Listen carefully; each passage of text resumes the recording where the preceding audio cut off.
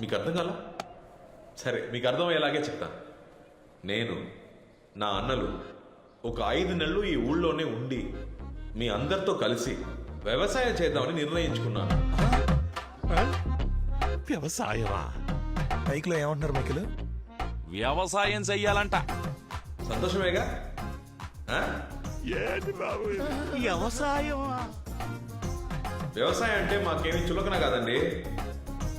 దిగితే మేమో చేస్తాం. అందుకని మమ్మల్ని మీ పిల్లలే అనుకుని వ్యవసాయం చేయడానికి మాకు ఎంతో కొంత భూమి ఇస్తే సరిపోతుంది, అంతే.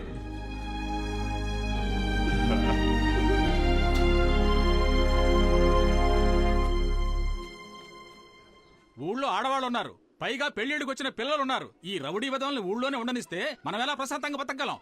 వాళ్ళు నీకన్నా మంచోళ్ళయ్యా. వాళ్ళు ప్రాణాలకు తెగించి మనల్ని కాపాడడానికి వస్తే అంతలోనే అది చేస్తారు ఇది చేస్తారంటే ఏంటయ్యా అర్థం? ఇలాగే మునుపొకడొచ్చి మన పొలాలు రాసిమ్మన్నాడు. 4 ఏళ్లు కుక్కల్లా హీనంగా బతికాం. వీళ్ళని చూస్తే దున్నపోతుల్లా బలిసి 100ల సంఖ్యలో ఉన్నారు. వాళ్ళని ఇక్కడ ఉండడానికి ఒప్పుకుంటే ఈ ఊరే నాశనం అయిపోతుంది. నాకెందుకో వాళ్ళు మన ఊళ్ళో ఉండడమే మంచిదనిపిస్తుంది. నీకే వంటవాడివి, ఇంట్లో ఆడాలుంటే తెలుసుద్ది సమస్య ఏంటనేది. తాత చెప్పిందే కరెక్ట్. వాళ్ళిప్పుడు మన ఊళ్ళో ఉండడం మనందరికీ మంచిది.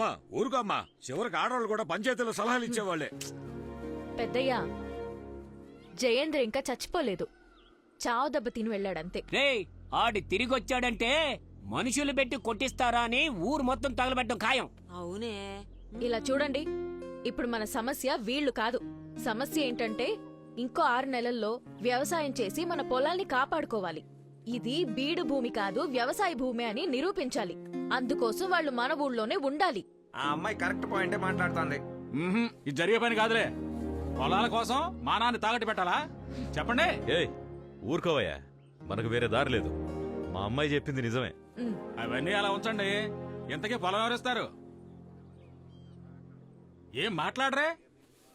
చెప్పండి, పొలం ఎవరెత్తారు? నా దగ్గర 1 ఎకరం ఉంది, నేనిస్తా వాళ్ళకి. ఏంటి 1 ఎకరమా? దాంతో ఏం చేయాలని? నాకు 8 ఎకరాలుంది, వాళ్ళకి నేను ఇస్తాను. నేనిస్తాను, నేను ఇస్తాను. ఇలా చూడు సుల్తాన్, కత్తెత్తి రక్తం చిందించమంటావా? చిందిస్తాం. చెమట చిందించి వ్యవసాయం చేయటం మనకు సెట్టే అవదు. వెళ్ళామా, వేసేసామా, కాలైనా సరే తలైనా సరే జస్ట్ 15 మినిట్స్ పని అయిపోయిందా, బిర్యానీ తిన్నామా, టేక్ రెస్ట్. అది వదిలేసి ఎండనక వాననక ఎందుకు ఈ తిప్పలు చెప్పు? సాంబశివ అన్న, అద్భుతంగా మాట్లాడావు. ఒకసారి ట్రా. కంగ్రాచులేషన్స్.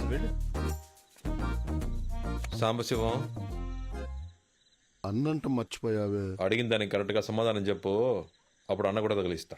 ఆ, ఇది చెప్పు, గుమ్మడికాయ తీగ కాస్తుందా మొక్క కాస్తుందా?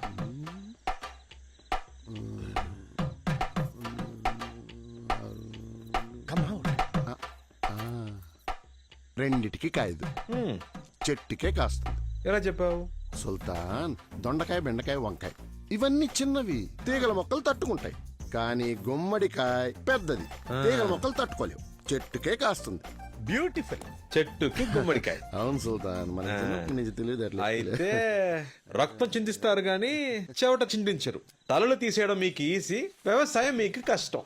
గుమ్మడికాయ దేనికి కాస్తుంది, ఎలా కాస్తుంది అది మాత్రం తెలియదు. మొక్క కాస్త కూడా తెలియదు.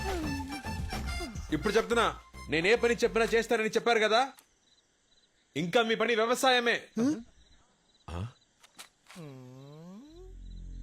లేదు మా వల్ల కాదు అనేవాళ్ళు మీలో మీకు అలవాటుందిగా. ఓడిపోయిన వాడు గెలిచిన వాడి మాట వినాలని.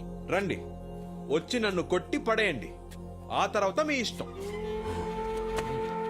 బాబు, వాళ్ళెలా మీతో గొడవ పడతా? తొందరపడ కాసి.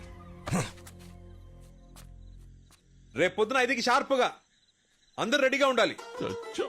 మిడ్ నైటా?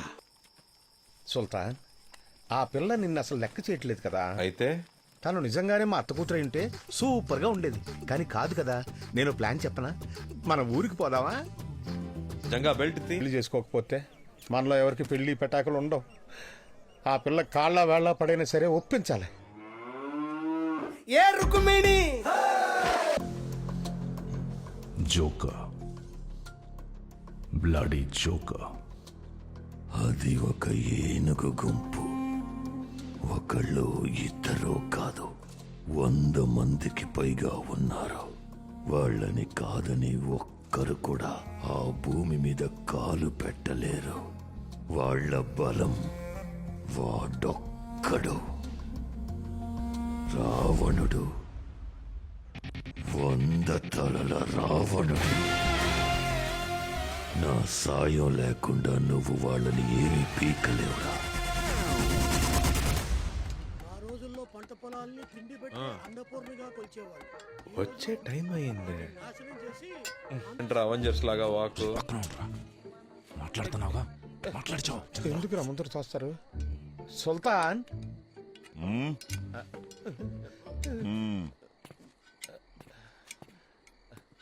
ఇక వ్యవసాయం వద్దులే బాసు, వైజాగ్ వెళ్ళిపోదాం. నేను కాదు, మనోళ్ళ మనసులో మాట. మనుషులనైతే వేసేయచ్చు కానీ పశువులు వేయగలమా? వైజాగ్లో అయితే షేర్ ఆటో నడుపుకొనైనా బతికేయచ్చు. ఇవన్నీ ఇక్కడికి రాకముందు ఆలోచించాలి. వచ్చి చేయాల్సిందంతా చేసాం. ఈ ఊరు సమస్య తీరే వరకు ఇక్కడే ఉండాలి. ఓ సంతేనా? 1 గంట టైం ఇవ్వు సుల్తాన్. ఈ ఊరిని ఇబ్బంది పెట్టి నా కొడుకుల తలాలు నరికి నీ కాళ్ళ ముందు ఉంచుతాం. మేము వెళ్ళి మోటా ముళ్ళి సర్దేసుకొచ్చా. అట్ట చూడ మాకయ్యా.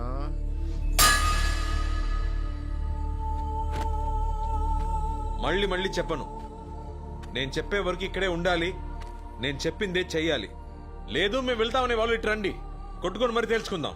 ఒక్కడొచ్చినా సరే, అందరు వచ్చినా సరే, నేను రెడీ. ఎవరొస్తారు? జంగా, ఒక్కడు కదలకూడదు. ఎవడైనా కదిలాడో తోలు తీసే. తోలు తీయడానికి నేనేమన్నా అరటిపండు తొక్క? జై సుల్తాన్, జై సుల్తాన్, జై సుల్తాన్, జై సుల్తాన్. ఒరే జెండాకర్రా, ఏంట్రా? ఆంజనేయుడు భక్తి కూడా నీ భజన ముందు బలాదుర్రా. చిన్నప్పుడు స్కూల్లో గోడ కూర్చేయమంటే తిరగబడి రౌడీ అయినోడ్రా. కనీసం దానికైనా రెస్పెక్ట్ ఇవ్వరా? కొడితే మొగం 32 చెక్కలు అవుతుంది. టైం రా. ఆ పిల్ల వల్ల మనకి కష్టాలు తప్పవు, వేరే దారే లేదు. మరో దారుంది. మీరందరూ ఒప్పుకుంటే తనతో నేను తలపడతాను. వాణ్ణి నేను ఓడిస్తాను. సుల్తాన్ని ఓడిస్తావా? ముందు నన్ను ఓడించరా.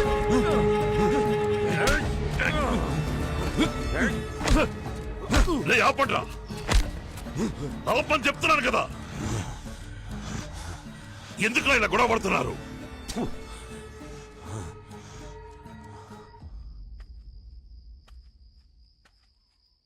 మీ మనసులో ఏముందో నాకు అర్థం కావట్లేదు.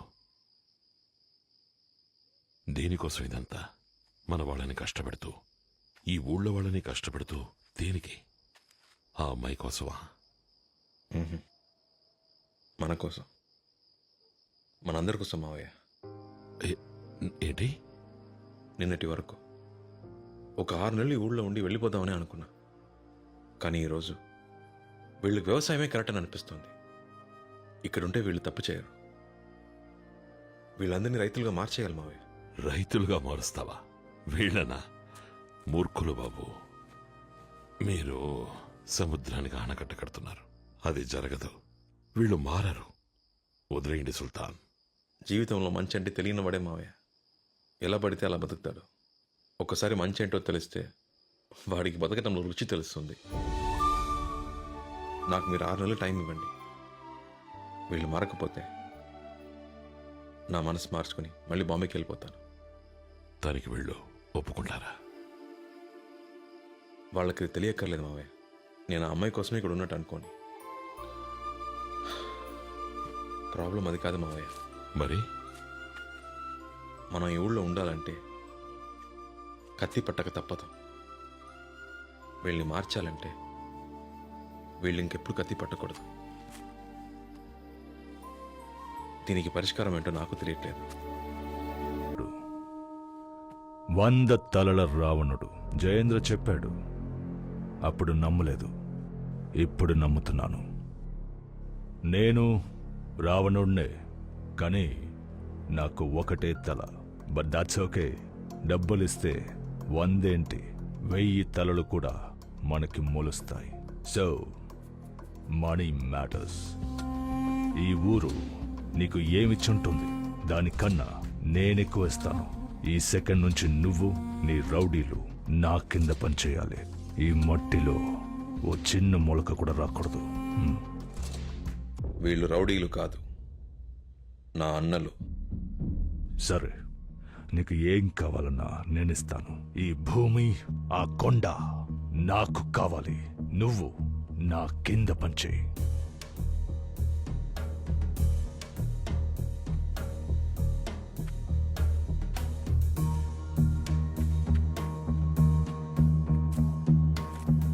ఈ భూమి కొండ కావాలంతేనా? ఇమ్మని చెప్తా.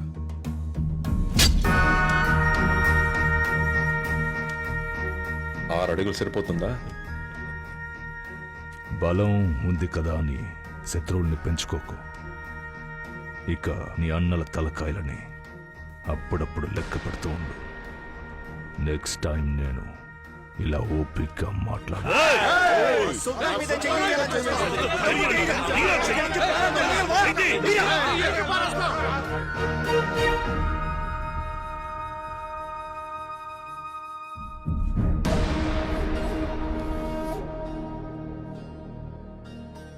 మీ వాళ్ళకి నా కోపమే తెలుసు. మా అన్నల కోపం ఎలా ఉంటుందో తెలియదు. మీరు తట్టుకోలేరు. ఇది వీళ్ళ నేల, వీళ్ళ మట్టి. ఈ ఊరి వాళ్ళ బాధలు చూడలేకే ఒకడిని చచ్చేలా కొట్టాను. ఇప్పుడు నేను ఇక్కడి మనిషిని. జోలికొస్తే నరిక్కేస్తా. ఇంకెప్పుడు ఇక్కడికి రాకు. వస్తే మళ్ళీ వెళ్ళాం.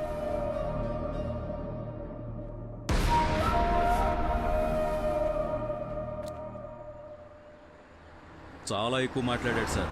100 మంది వాడు వెనకాలన్నారన్న ధైర్యంతో ముందు వాళ్ళని లేపేయాలి సార్. 100 మంది వాడి వెనకాల లేరు. 100 మంది ముందు వాడున్నాడు. పాముని చంపాలంటే తోక నరక్కూడదు, తల నరకాలి. వాడి తల నరకాలి.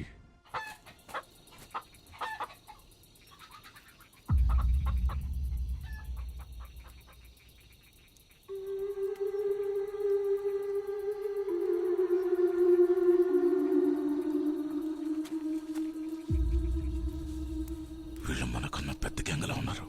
చాలా జాగ్రత్తగా ఉండాలి. మనం దొరికేమో అయిపోతాం. మనకి కావాల్సింది అదిగో ఆ మంచం మీద పడుకున్నాడే, ఆడొక్కడి తలే.